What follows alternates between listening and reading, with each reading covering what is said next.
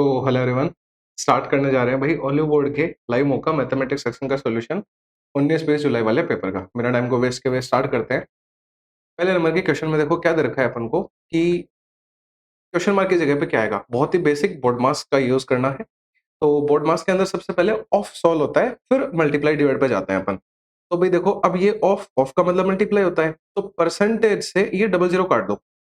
अब 420 into 3 directly कर लेते हैं, तो क्या आ जाएगा 80 प्लस, अब 420 इंटू 3 करेंगे तो कितना आ जाएगा 1260 और माइनस 625 का रूट तो 25 होता है।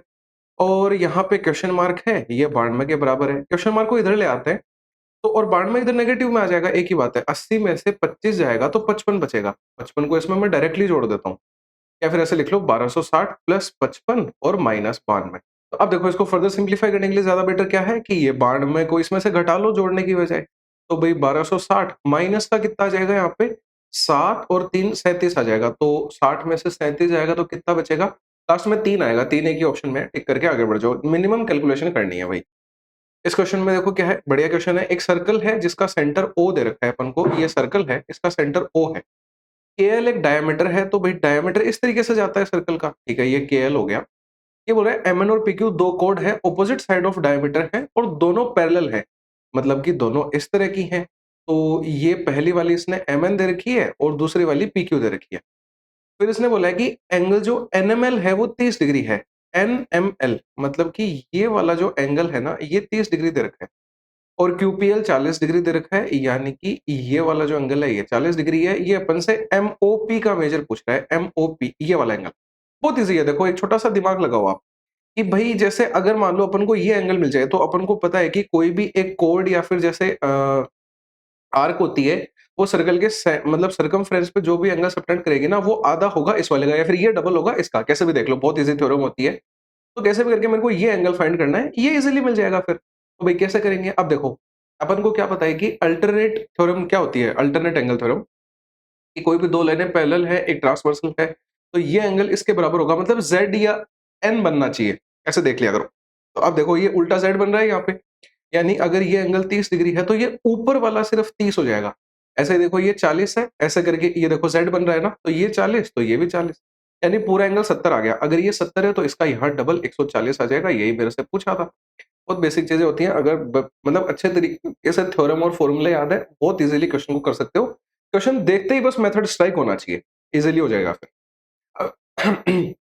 अभी देखो, इस क्वेश्चन में दो मेथड है करने के। अजय जो है वो 100 मीटर 40 सेकंड में जा रहा है। एक तरीका तो एकदम बेसिक है कि दोनों की स्पीड निकाल लो भाई। तो मैंने 100/40 किया, यानी 10/4 यानी 2.5 स्पीड आ जाएगी। और ये 100 मीटर 50 सेकंड में जा रहा है, यानी इसकी 2 स्पीड आ गई। अभी बोल रहा है अजय जो है वो अनुज को 100 मीटर की रेस में कितनी दूरी से बीट कर देगा। दूरी पूछ रहा है। भाई एक बात बताओ, ये 40 सेकंड ले रहा है, मतलब ये पहले पहुंच रहा है, यानी कि अजय रेस जीत रहा है। इसने यही तो पूछा है कि अजय अनुज को कितनी दूरी से हराएगा। मतलब जब अजय जो है वो फिनिश लाइन पे पहुंच जाएगा, तो जो दूसरा बंदा है अपना अनुज, वो कहाँ होगा, कितनी दूरी पीछे होगा, ये पूछ रहा है। क्वेश्चन का मतलब तो ये है। अब एक तरीका तो ये है कि आप ऐसे कर लो कि 40 सेकंड के अंदर ये देख लो कि भाई 40 सेकंड में जैसे इस बंदे ने तो रेस पूरी कर ली, 40 सेकंड में ये बंदा कितनी दूरी कवर कर पाएगा। भाई 40 सेकंड है, 2 की स्पीड है, 80 मीटर कवर कर पाएगा। और ये वाला बंदा तो पूरा 100 मीटर कवर कर चुका है, यानी 20 मीटर से इसको हरा देगा। एक तरीका तो ये था। अब थोड़ा सा और अगर मान लो एडवांस जाना है, तो भाई ऐसा कर सकते हैं कि दोनों के अंदर आप ये चेक करो कि टाइम का कितना गैप है। भाई 10 सेकंड का गैप है, ठीक है। तो मतलब अब कैसे हो जाएगा भाई, जैसे ये 100 मीटर गया और अनुज जो है वो 50 सेकंड ले रहा है। तो 100 वाला ये जो बंदा है ये 50 सेकंड ले रहा है, और अगर मान लो मैं 40 सेकंड वाले बंदे का निकालूं यहाँ से, तो ये 2 बार कटेगा, ये 80 मीटर आ जाएगा। मतलब या तो इस तरीके से कर लो, या फिर यहाँ पे डायरेक्टली हो जाएगा। यहाँ पे स्पीड निकालनी पड़ी, यहाँ पे डायरेक्टली रेशियो से हो गया वो काम। बात एक ही है, उससे कोई फर्क नहीं पड़ेगा। 20 आंसर आना है, बात की है। ठीक है भाई, अगले पे आओ। ये देखिए क्वेश्चन, और ये अपन से सोल्व करवा रहे हैं। देखो, ऐसे क्वेश्चंस में बहुत बार अपने हर बार रिपीट होते हैं पेपर में। हर बार मैंने एक ही बात बोली है कि भाई एलसीएम लेके सिंपलीफाई करोगे, बकवास मतलब बहुत लंबा पड़ जाएगा, फंस भी जाओगे। बेस्ट मेथड होता है वैल्यू पुटिंग। और वैल्यू ऐसे रखनी होती है कि ये सिंपलीफाई होके कोई एक ऐसी वैल्यू दे जो सेटिस्फाई करे। मतलब कि जैसे आप x को और z को मान लो। अब बच्चे क्या सोचते हैं कि जैसे इसको 0 रख दो, इसको 0 रख दो। अरे तो भाई एक बार आके चेक तो करो कि 0 0 दोनों को रख दोगे तो ये वैल्यू तो नीचे 0 यानी कि इंफिनिटी बन जाएगी, मतलब नॉट डिफाइंड आ जाएगा, आंसर सेटिस्फाई नहीं कर पाएगा। तो वैल्यू सोच समझ के रखनी है। भाई जैसे अपन क्या रख लेते हैं वैल्यूज को, बेस्ट रहेगा कि z को 0 कर लो। बहुत सारे तरीके हैं वैल्यू रखने के, और बहुत सारे बच्चे कमेंट में फिर बार-बार पूछते हैं कि सर ये रख सकते थे क्या? वो अरे भई सब रख सकते हो, सैटिस्फाई करना चाहिए। मैंने z को 0 रख दिया तो x की वैल्यू -y आ गई। बेस्ट मेथड रहेगा। यहाँ पे पुट कर दो, x की जगह आ गया -y और यहाँ पे भी -y, और ये तो 0 बन ही जाएगा, ठीक है भाई। अब प्लस के अंदर z, तो ये तो पूरा ही 0 बन गया, और -4, ये कितना आ गया? 1 आ गया। 1 -4 करेंगे -3 आंसर। 2 स्टेप में मतलब आंसर आ जाएगा। आप और कुछ भी पुट कर सकते थे भई। जैसे ऐसा कर लो कि इसको 2 और इसको 1 पुट कर लो, तो या फिर ऐसा कर लेंगे कि जैसे इधर 2 है ना, तो ऐसा कर लो कि x को 2 पुट कर लेना, y को 0 पुट कर लेना। y को 0 पुट करोगे तो सैटिस्फाई कर जाएगा, ये बेस्ट है। ऐसा भी कर सकते हो, कोई दिक्कत नहीं है, ठीक है? जो भी आपका मतलब भई, बात इतनी सी मैं समझाना चाह रहा हूँ। ये क्वेश्चन्स मेरे को पता है जैसे कर लिए होंगे आपने, पर मैं ऐसे बोलना चाह रहा हूँ कि ये मत सोचना कि जैसे किसी ने 0 पुट करके जल्दी कर लिया, अरे मेरा तो लेट हो गया, नहीं। जो स्ट्राइक दिमाग में जल्दी करे वो चीज़ अप्लाई करो, वो ही आपका टाइम सेव करेगी। ठीक है भई, 5 नंबर पे आते हैं। Selling price of 75 articles. भाई जब भी पैसा दे रखा होता है, जब तो अपन डायरेक्टली सिंपलीफाई कर लेते हैं। जब भी प्रोडक्ट, आर्टिकल, आइटम ऐसा दे रखा होता है तो अपन सीपी और एसपी का रेशियो उल्टा कर देते हैं बस। या फिर ऐसा देख लो कि भाई 75 आर्टिकल का जो एसपी है वो 60 आर्टिकल के कॉस्ट प्राइस के बराबर है। इनको उल्टा कर लो भाई। एसपी अपॉन सीपी निकालेंगे तो 60 बटे 75 आ जाएगा। मतलब 75 की चीज 60 में बेच रहे हैं तो लॉस हो रहा है, 15 का लॉस हो रहा है। कितने पे हो रहा है? 75 पे हो रहा है। और परसेंटेज निकालने के लिए तो 100 से गुणा ही करते हैं। 15 से 75 कट गया 5 बार, और 5 से 100 को काटेंगे 20 बार, यानी 20% का क्या हो जाएगा? लॉस हो जाएगा। आंसर आ गया भाई। 6 नंबर पे आओ। ऐसे क्वेश्चंस में हर बार मैंने एक बात बोली है, ऊपर का डेटा बिल्कुल नहीं पढ़ना है, डायरेक्टली आओ। अगर नीड पड़ेगी तो ऊपर चले जाएंगे, ठीक है भाई। ये बोल रहा है यदि देश डी में इलेक्ट्रॉनिक उपकरणों का आयात 51750 है। भाई डी येलो कलर का है, मतलब 15%। वैल्यू बटा किसकी गुणा चाहिए? जिसकी। तो 51750 जो वैल्यू है वो 15% की है। निकालने किसकी है? बी और ई में अंतर पूछ रहा है। तो भाई देखो, बी का कलर ऑरेंज है यानी 25%, और ई का नीला कलर है यानी 13%। नहीं 27% है, ये है ना, ई ये है, ठीक है। तो इन दोनों का अंतर कितना आ गया? 27 और 25 का 2% की वैल्यू पूछ रहे हैं अपन से। भाई परसेंट से परसेंट कट गया, काट लो इसको। काटेंगे तो देखो 15 से कितनी बार? 3 बार कटेगा, फिर 6 बचेगा, तो 67 आएगा। 15 चौके 60, 15 पंजे 75। अब 345 का दुगना करना है तो 690 आ जाएगा। ये वाला मेरा आंसर सही हो जाएगा। ठीक है भाई, अगले पे आ जाओ। सिंपल इंटरेस्ट, ये लेंथी क्वेश्चन है, थोड़ा सा इसको सिंप्लीफाई करना ही पड़ेगा।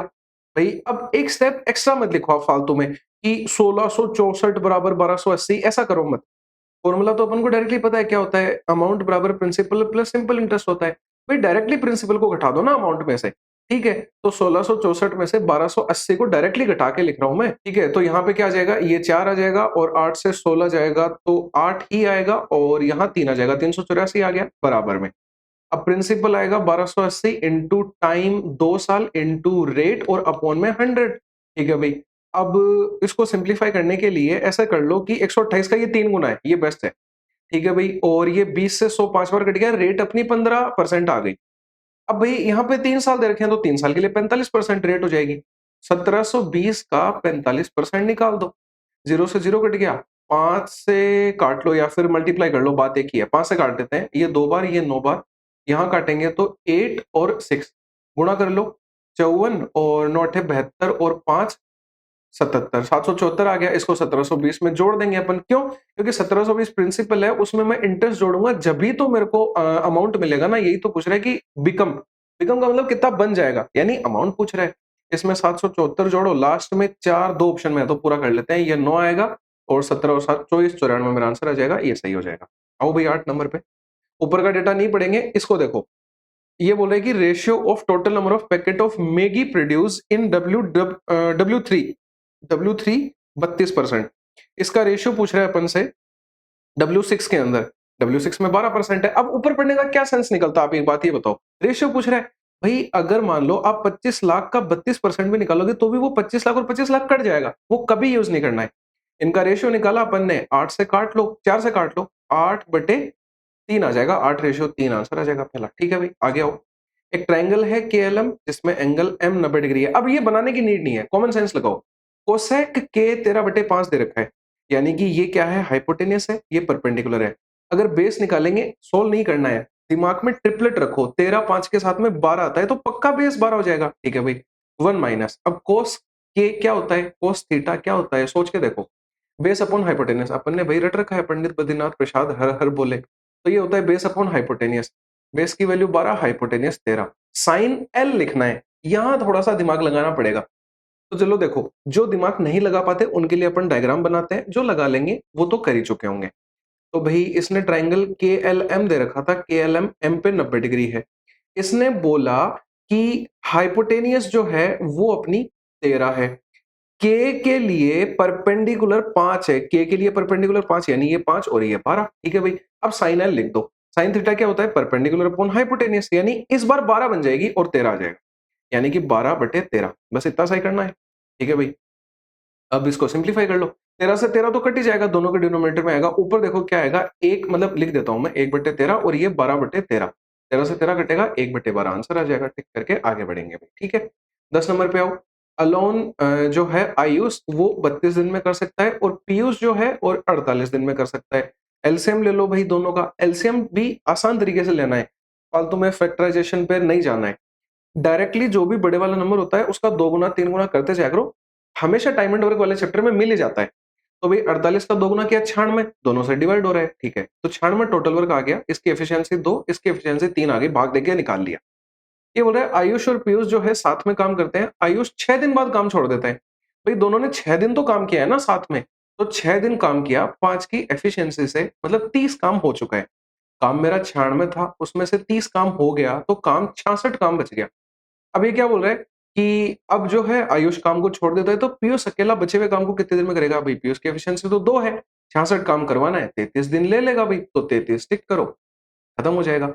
बेहद इजी क्वेश्चंस हैं, दिमाग में तरीका चलना चाहिए। आज का पेपर तो वैसे भी बहुत इजी है, तो मतलब मजा ही आया होगा आपको देख के। ठीक है भाई, 11 नंबर पे आते हैं। 11 नंबर में क्या बोला है कि अमित ने एक टेबल खरीदी 19% के डिस्काउंट पे।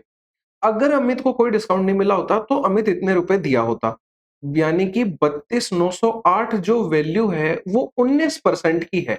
अब मेरे को निकालना क्या है भाई, हमेशा वैल्यू बटा किसकी इनटू चाहिए, जिसकी फॉर्मूला ध्यान रखो, क्वेश्चन बहुत इजी हो जाएंगे।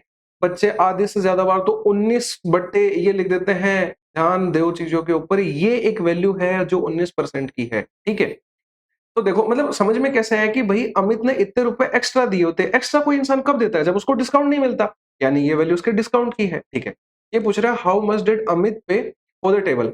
अब अमित ने पेमेंट कितना किया है भाई, 19% का डिस्काउंट वाली वैल्यू पूछ रहा है, यानी कि चाहिए किसकी, मेरे को 81 की चाहिए। 100 में से मैंने 19 को घटा दिया, परसेंट तो आएगा ही, 0 से 0 कट जाएगा। इसको सिंप्लीफाई करना ही पड़ेगा, इसका कोई उपाय ही नहीं है। तो भाई 19 से या तो डिवाइड कर लो पर, या फिर पहले 81 से गुणा कर लें। चलो डिवाइड कर लेते हैं, 19 एकम 19, फिर बचेगा कितना 13, तो 139 आएगा। तो 19 सत्ते 133, यानी कि 6 बच गया, तो 60, 19 तिया 57 और 38 के लिए 19 दूनी 38, पूरा पूरा भाग चला गया। पॉइंट को मैं एक बार इग्नोर कर रहा हूं, बाद में देख लेंगे। 81 को इससे गुणा कर लो, 81 दूनी होता है 162 का 2, 16 कैरी लग गई। 81 इंटू 3 होता है 243, उसमें 16 जोड़ो तो आ जाएगा 259, तो 9 आएगा, 9 लास्ट में इस ऑप्शन में। ये देखना ये आंसर आएगा, एक बार पूरा कैलकुलेट कर लेते हैं। तो 25 कैरी लग गई, 81 इंटू 7 करेंगे तो 567 आएगा। 567 में 25 जोड़ दो भाई, तो 6 7 8 और 1 9, 592 आएगा। तो 59 कैरी लग गई, 2 लिख दिया। देखो मैच करता जा रहा है ना, बिल्कुल 59 कैरी लगी है। 81 में 59 जोड़ दो भाई, तो 140 आ जाएगा। और अब देखो मेरे को पॉइंट लगाना था 3 के बाद में, वो लगा दिया, 140.29 आंसर आ गया आपका। बिल्कुल आसान था, कहीं कोई दिक्कत नहीं है। इजीली क्वेश्चंस को सिंप्लीफाई करते जाइए भाई, मजा आता जाएगा। 12 नंबर पे आओ। इसमें क्या बोला है, एक फिगर दे रखा है, एडी अल्टीट्यूड है। ठीक है भाई, एडी अल्टीट्यूड है, बहुत अच्छी बात है, फायदा हो जाएगा इससे अपना। ये 90 डिग्री है। ये बोल रहा है ये ठीक है, जो भी दे रखा है, ratio of side A B और ए सी पूछ रहा है, ए बी और ए सी। यार ये कोई क्वेश्चन थोड़ी है, पूछने लायक है ही नहीं क्वेश्चन। ए बी और ए सी का रेशियो पूछा है, डायरेक्टली इन दोनों का रूट ले लो। 9 और 4 का रूट लेंगे, 3:2 आंसर आ जाएगा। 13 नंबर पे आओ। नंबर ऑफ मेल और फीमेल एक विलेज में 2:3 है रेस्पेक्टिवली। ठीक है भाई, ये इस रेशियो में है, और एक मेले के अंदर एवरेज जो मनी स्पेंट हुआ है वो फीमेल पे 400 और मेल पे 700। भाई 400 फीमेल है, उन्होंने 2-2 रुपए खर्च किए हैं। ये 400 और 700 का मामला भी हटाओ, 0-0 को इंक्लूड करने की नीड ही नहीं है। आप तो डायरेक्टली एकदम रेशियो में ही सिंप्लीफाई कर लो कि भाई फीमेल ने 4 रुपए खर्च किए और 2 फीमेल थी तो 8 रुपए खर्च किए। मेल ने 7 किए और थे 3 तो 21 रुपए खर्च किए। ये एवरेज मनी स्पेंट पूछ रहा है। एक बात बस ध्यान रखना, एवरेज में हमेशा नीचे जैसे वैल्यू आती है कि बच्चों की संख्या, आदमियों की संख्या, तो अब भई मेल और फीमेल्स की संख्या आएगी ना, तो 2 प्लस 3 आएगा नीचे बस टोटल, ठीक है? तो 21 और 8 29 हो गया, 29/5 करेंगे सॉल्व, तो ये कितना आ जाएगा? 29 का दुगुना कर लो भई। 29 का दुगुना क्या होता है? 58, 58 के आगे एक ज़ीरो लगा दो, 580 आंसर आ जाएगा। मतलब कि वो ज़ीरो-ज़ीरो जो अपन ने हटाए थे वो आएँगे यहाँ पे बिल्कुल, लेकिन उनको लेने की नीड नहीं होती कैलकुलेशन के अंदर। मतलब ये ऐसा चलेगा जैसे 800 और 2100 आएगा ये, तो यहाँ डबल ज़ीरो लगेगी, अब इसको अपन काटेंगे तो 580 आएगा। तरीका ये होता है, पर आसान बनाने के लिए अपन वो हटा देते हैं। ठीक है भई? 14 नंबर पे आ जाओ। एक स्टूडेंट है, वो 34% अगर नंबर लाएगा तो पास हो जाएगा एग्ज़ाम में। यानी कि मतलब ये बच्चों को बहुत ज़्यादा हार्ड लगता है क्वेश्चन, लेकिन ईज़ी होता है। ऐसा समझो कि कोई एक एग्जाम था जो एक्स नंबर का था, उसमें से अगर कोई 34% मार्क्स लाता है तो वो पास हो जाता है। तो भई ये पास की कहानी हो गई। अब इधर भी पास की कहानी लिखेंगे, दोनों को बराबर कर देंगे। देखो एक बच्चे के 140 मार्क्स आए लेकिन वो फेल हो गया। अरे तो 140 नंबर आए हैं, इसमें अगर मैं कितने नंबर से फेल हुआ है वो जोड़ दूँ, तो ये पास हो जाएगा, इधर भी पास हो जाएगा। कितने से फेल हुआ है? 3/14 of marks obtained by him. इसने 140 मार्क्स ऑब्टेन्ड किए, इसके 3/14 से फेल हुआ है। तो इसका 3/14 निकालो, 30 आ रहा है। मतलब अगर 30 नंबर इसमें मैं जोड़ देता हूँ तो अब ये बच्चा पास हो रहा है। सॉल्व कर लो। ये कितना आ रहा है? 170 आ रहा है। ठीक है भई, x इंटू 34/100 बराबर 170। 34 से 170 कट जाएगा 5 बार, 500 आंसर आ जाएगा। ईज़ी है। ठीक है भई। वाटर है, एक एन स्मॉल सिलिंड्रिकल मग्स जिनकी रेडियस और हाइट दे रखी है। अच्छा ठीक है, देखो एक बात बताता हूँ, कभी भी आपको कोई भी क्वेश्चन मेंस्ट्रुएशन वाले चैप्टर में मेल्टन रिकास्ट का मिले कि मतलब किसी चीज को पिघला के कुछ बनाया जाए, किसी में से निकाल के तोड़ के कुछ बनाया जाए, पानी निकाल के इसमें डाल रहे हैं, हमेशा वॉल्यूम बराबर कर दो। भाई एन सिलेंडर है, सिलेंडर की वॉल्यूम क्या होती है? पाई आर स्क्वायर एच। ये बराबर किसकी हो जाएगी भाई? एक क्यूबोइडल, क्यूबोइडल का मतलब घनाभ है, घनाभ की वॉल्यूम लेंथ ब्रेड्थ हाइट। इसको सोल्व करो, आपका आंसर मिलेगा n into pi r square h के लिए 22/7, रेडियस का स्क्वायर करना है तो 15 का square, 15 into 15 into height, height की वैल्यू 14 बराबर ये रखेंगे। एक चीज ध्यान दे लेना, बस ये सेंटीमीटर में है और सारे आंसर्स तो एन में आएंगे, तो इसको भी सेंटीमीटर में बदलेंगे, अभी बताऊंगा कैसे करेंगे। 2 लिखा गुणा 4.5 लिखा गुणा 2.2 लिखा। भाई मीटर को सेंटीमीटर में बदलते हैं तो 100 से गुणा करना पड़ता है, तो यहाँ 100 से गुणा होगा मतलब 10 की पावर 2 से गुणा होगा। मैं पावर में क्यों चला गया? क्योंकि मेरे को ऑप्शंस पावर में दिख रहे हैं। ये 10 की पावर 2, ये 10 की पावर 2, ये 10 की पावर 2, यानी 10 की पावर 6 आ जाएगी।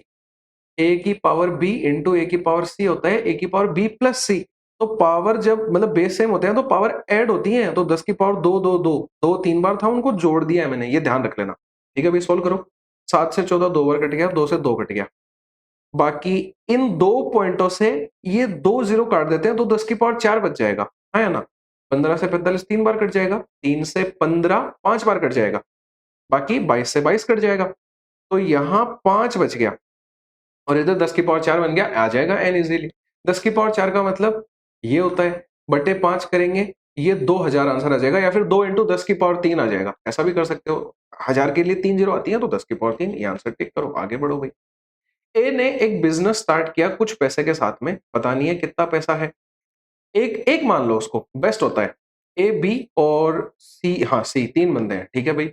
इसके 6 महीने बाद में बी ने जॉइन किया, लेकिन डबल द अमाउंट, यानी कि इसने ₹2 इन्वेस्ट किए और 6 महीने बाद में आए। एक बार बस अपन ये जान लेते हैं कि इन्होंने कितने टाइम के लिए इन्वेस्टमेंट किया है। देखो find the ratio of their profit after 1 year.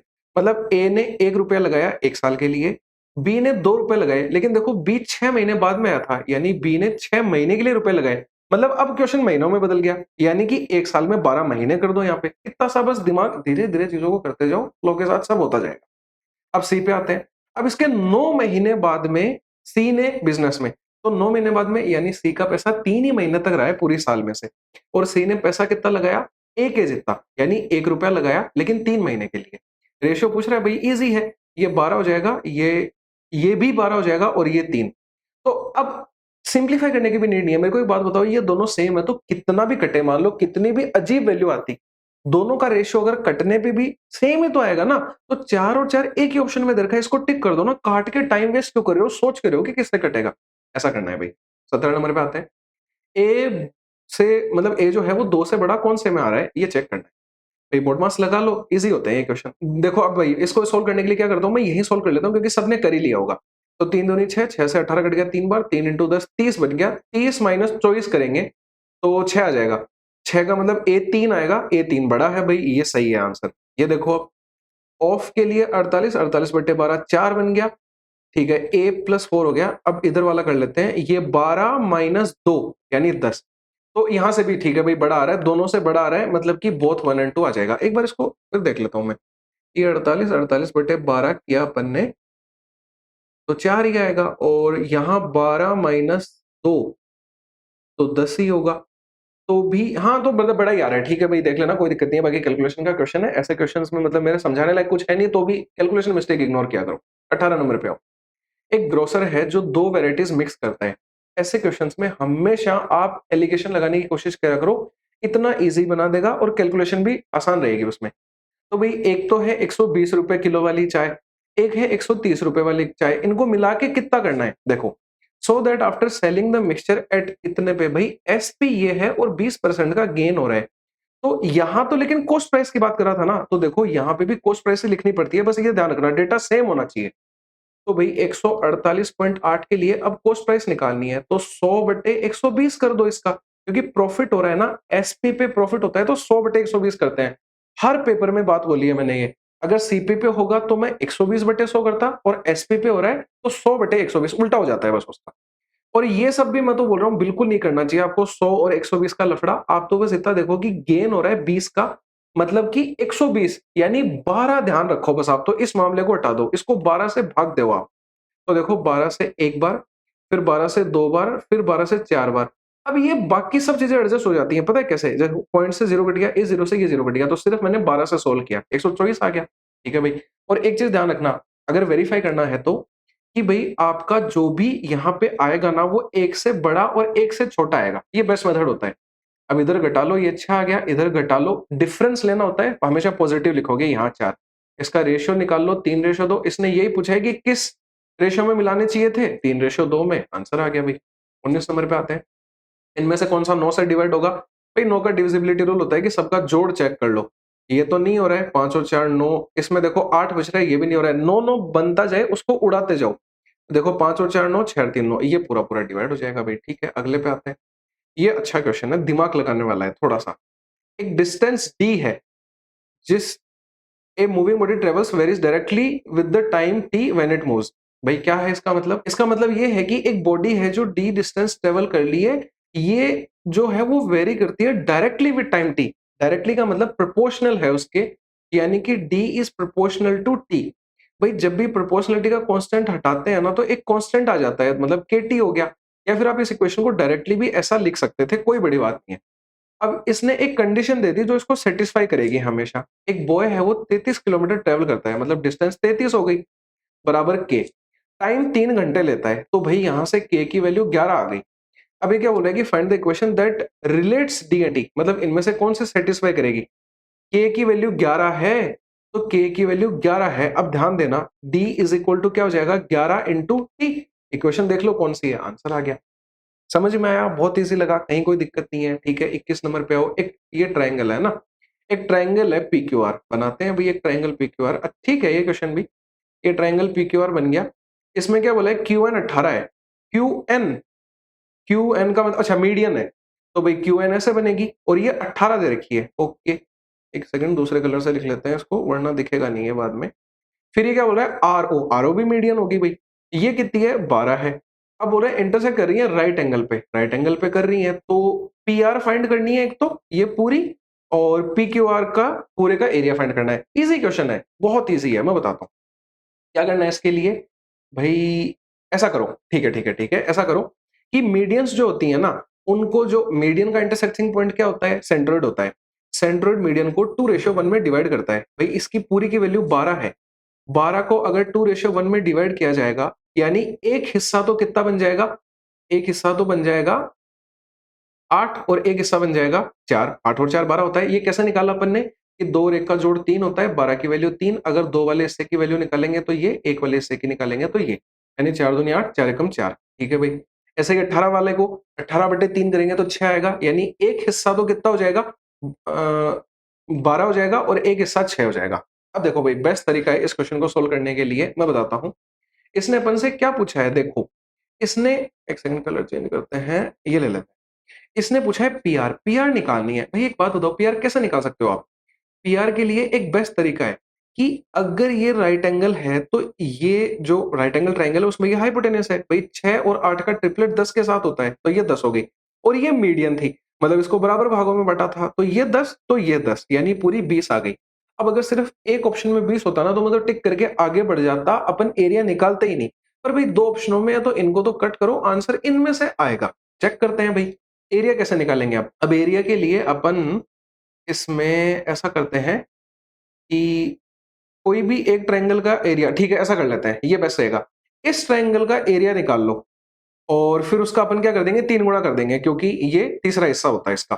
तो भाई इस ट्रायंगल का एरिया कैसे निकलेगा, half into base into height. मैंने यही क्यों लिया, कोई भी ट्रायंगल ले सकते थे अपन, लेकिन हाइट मतलब बेस और हाइट चाहिए उसमें अपन को, तो भाई ये ले रहा हूं मैं। तो हाफ इंटू, अब बेस देखो कितना 12, हाइट 8, ठीक है भाई। ये सोल्व किया 48 आ गया, 48 इसका है तो यहां भी एक ऐसा बनेगा, यहां भी एक ऐसा, तीनों सेम बनते हैं तो 48 इंटू 3 तो लास्ट में 4 आएगा यानी 144 आएगा। 144 का मतलब ये आंसर आ गया। आसान था, ठीक है भाई 22 नंबर पे आते हैं। क्या क्वेश्चन था वो वाला, स्टार मार्क करके रख सकते हो, बढ़िया था भाई। ये देखो भाई, ये निकालना है इसको, पहले x plus one upon x पे आ जाते हैं। अगर एक फॉर्मूला लिख देता हूं, x square plus one upon x square, मान लो ए दे रखा है, x plus one upon x निकालना है तो ए में 2 जोड़ के रूट ले लेना चाहिए। 48 का 2 जोड़ेंगे 50, 50 का रूट आ जाएगा। अब मेरे से ये पूछ रहा है, एक बार 50 का रूट ले लेते हैं अपन, तो 25 इंटू 2 लिख सकते हैं ऐसे, यानी 5 रूट 2 आ जाएगा। अब देखो 5 रूट 2 दिख गया मेरे को, मतलब मेरा काम बन गया। अगर मेरे को x plus one upon x 5 root 2 दे रखा है, x को मल्टीप्लाई कर दो ना पूरी इक्वेशन में, तो ये एक्स स्क्वायर बन गया, ये 1 बन गया और ये 5 रूट 2 एक्स बन गया। भाई ये उधर लेके आएंगे, उसी की तो वैल्यू पूछ रहा है, यानी -1 मेरा आंसर आ जाएगा। ठीक है भाई 23 नंबर पे आते हैं, ये भी इजी है। एक चीज ध्यान रखना बस कि tan A plus tan B और प्लस में tan C बराबर होता है tan A, tan B और tan C के, कब? जब A plus B plus C का जोड़ 180 हो। ठीक है भाई, तो यहां पे चेक करो 50 और 120 और 130, तो 130 और 50 180 बन रहा है बिल्कुल, यानी कि ये tan A B C यानी कि इसके बराबर हो जाएगा, ये मेरा आंसर आ जाएगा। और अगर ये इनका जोड़ 90 के बराबर होता है तो ये 1 आ जाता है, वो अलग मैटर है, किसी दिन क्वेश्चन आएगा तो देख लेंगे। ये अभी आंसर हो जाएगा। तो इस नंबर पे आते हैं, रेशियो पूछ रहा है, ऊपर की कहानी पढ़ने की नीड ही नहीं है, जो बोल रहा है उस पर ध्यान दो। रेशियो निकालना है, ये हिंदी वाला छुप गया भाई, ये मैं जो पीपीटी अपलोड करता हूँ टेलीग्राम पे, मतलब पीडीएफ, उसके अंदर सही कर दूंगा, इसको थोड़ा नीचे खिसका देंगे अपन, कोई दिक्कत नहीं है। अभी तो इंग्लिश से देख लेते हैं कि total number of student of weight 40 kg और मोर लेकिन लेस देन 50 केजी। देखो 40 से ज्यादा होने चाहिए और 50 से कम, कलर चेंज करके दिखाता हूँ आपको। 40 से ज्यादा ये है, 50 से कम ये है, तो भाई ये भी लेने हैं ये भी लेने हैं, तो कितने 30 और 48 यानी 78। अब इसका किसी भी चीज के साथ में रेशियो पूछे, एक बात बताओ मेरे को, आगे करने की नीड है क्या? आप ये बताओ भाई, किसी भी चीज के साथ रेशियो पूछे या तो ये कटेगा या फिर यही आंसर आएगा। अरे तो 78 का देख लो ना, एक 13 ही तो फैक्टर है और कोई फैक्टर ही नहीं है, ना 11 है ना 15 है ना 12 है। और बाकी कैलकुलेट भी करना चाहते हो तो देखो किसके साथ निकालना है, 55 60 और 65 70। 55 60 और 65 70 वाले कितने हो जाएंगे, 50 और 40 90 हो जाएंगे। अब इनको काटोगे तो भाई 13 15 ही आएगा आंसर, बेसिक चीज है ये, तो 6 6 से भाग लग जाएगा ना दोनों में, तो ये 13 ये 15। ठीक है भाई आगे आते हैं लास्ट और फाइनल क्वेश्चन पे, सरफेस एरिया। अब इस क्वेश्चन में भी एक तरीका बताता हूँ भाई, ट्रिक है, छोटी सी ट्रिक, तो क्या है मतलब सबको पता है ये चीज। देखो पहले बेसिक बता देता हूँ, ट्रिक बाद में जाननी चाहिए, पहले बेसिक आना चाहिए। Surface area of sphere find करना है, वॉल्यूम दे रखी है। भाई वॉल्यूम क्या होती है स्फीयर की, 4/3 पाई मतलब 22/7 आर का क्यूब, ये 310464 दे रखा है। भाई यहां से इजिली आर निकल जाएगी। अब आर आ गई तो सरफेस एरिया पूछ रहा है, सरफेस एरिया क्या होता है 4 पाई आर का स्क्वायर, यहां पे पुट करके इजिली निकाल सकते हैं, पर मैं रेकमेंड नहीं कर रहा है ये, क्यों? मेरे को एक बात बताओ, जो भी मेरा आंसर आएगा वो क्या 11 का मल्टीपल नहीं होगा, 11 से विभाजित होना चाहिए बस वो, क्योंकि 22 आ रहा है। मैंने चेक कर लिया भाई, देखो अगर 2 ऑप्शन मिलेंगे तो फिर मैं सोल्व करूंगा, लेकिन थोड़ी सी कैलकुलेशन फास्ट है, टाइम बचाना है, तो 11 से विभाजित देख लेंगे एक बार। 11 का रूल क्या होता है, अल्टरनेट को जोड़ो और उनका डिफरेंस जो है वो 0 या फिर 11 होना चाहिए। देख लेते हैं भाई, जैसे देखो 2 और 1 3, 3 और 6 9, 9 और इनका भी जोड़ 9, तो 9 माइनस 9 0, ये आंसर हो सकता है। एक बार आगे चल लेंगे भाई, 2 और 1 3, 3 और 9 12, 12 माइनस 10, ये तो 2 आ रहा है, ये नहीं होगा। 2 और 1 3, 3 और 4 7, 7 में से 8 गया, ये भी नहीं होगा। 2 और 2 4 और 6 10, 10 में से 8 गया, 2, ये भी नहीं होगा। एक ही आ रहा है, मतलब पक्का आंसर है। अगर नहीं आता तो मैं सिंपलीफाई करता फिर, ठीक है भाई। तो इस तरीके से पूरा अपना पेपर सिंपलीफाई होता है इजीली। बाकी पंडित्स वाला भी शाम तक आपको वीडियो मिल जाएगा। बाकी ये सारी प्लेलिस्ट है, एक बार जाके चेक कर लेना भाई, इसमें काफी बढ़िया क्वेश्चंस, मतलब बहुत अच्छे तरीके से करा रखे हैं। बाकी मिलते हैं अपन अगले वीडियो के अंदर, तब तक के लिए बाय बाय, टेक केयर।